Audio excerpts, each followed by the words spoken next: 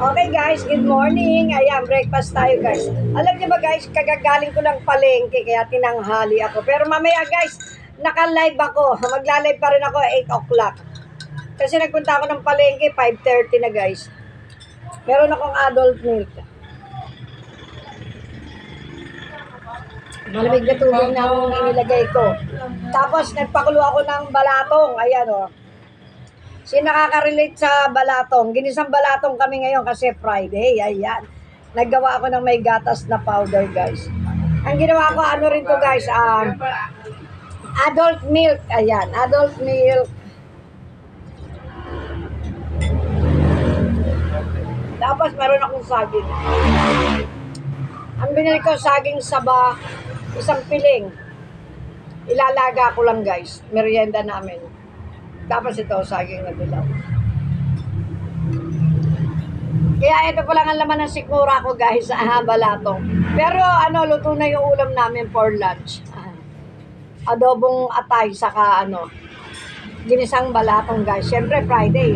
Ang dami kong biniling dahon ng ampalaya, 2 tali. Gusto ko kasi yung dahon ng ampalaya.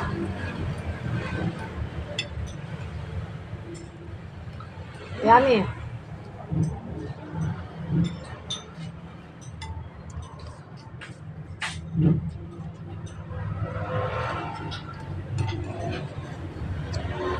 Alam niyo ba guys, muntik pa itong matuyuan. Pagtingin ni Arnold, sakto na yung tubig. Kasi tinanghali kami ng labas ng paninda.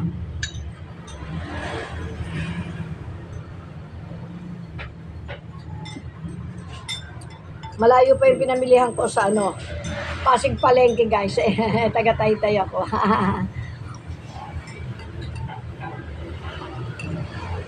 Layo. Sa pala dyan, yung diretso ka, paanguno ka babakta.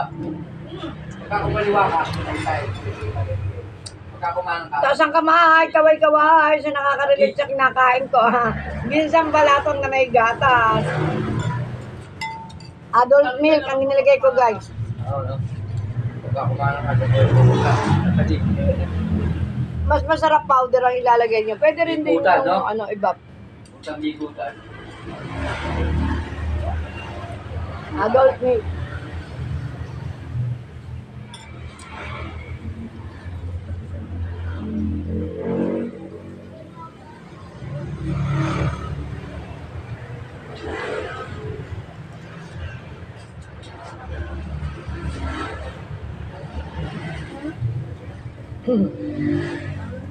Sarap guys.